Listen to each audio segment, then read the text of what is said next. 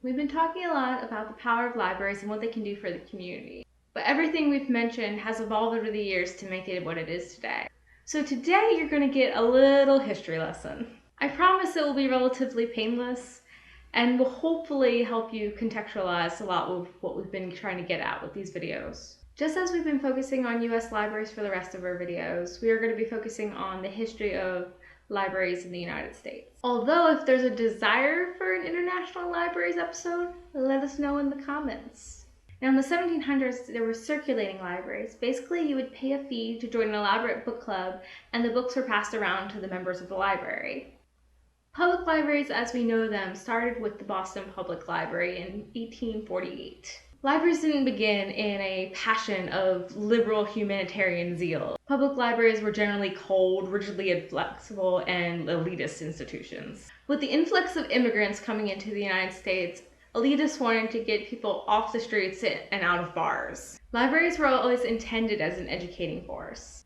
But there is a vast difference between the democratic institutions that help people to educate themselves and the ones that are educating the masses and telling people what they should be reading. At this point, libraries were centers of order in an amoral and chaotic world. In fact, the only reason that fiction and novels were even put into collections was to entice the middle class into coming to a library. Libraries were funded by the rich, Andrew Carnegie in particular. Over 1,000 libraries in the country were funded through grants from him. It was in the 30s that things started to change for libraries during the Great Depression. People went to libraries to try to learn new things to help increase their job prospects. This was when libraries started to view themselves as democratic institutions that could help people educate themselves. FDR declared libraries arsenals of democracy. If that's not powerful, I don't know what is.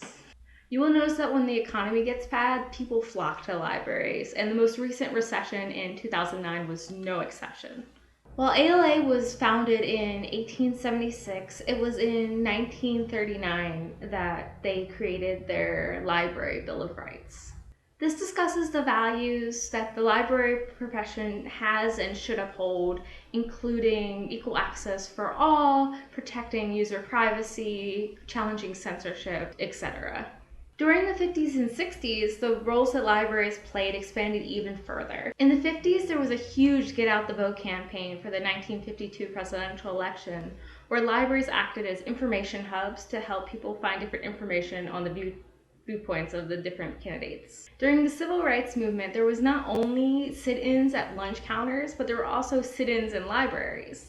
Specifically, there were read-ins. Black people would go to libraries and sit there peacefully and read and refuse to leave. Separate is not equal, especially at the library.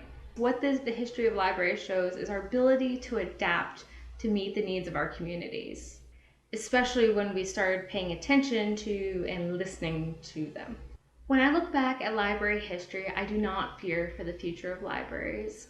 We have changed and adapted with the times. We are currently changing, and we will continue to change.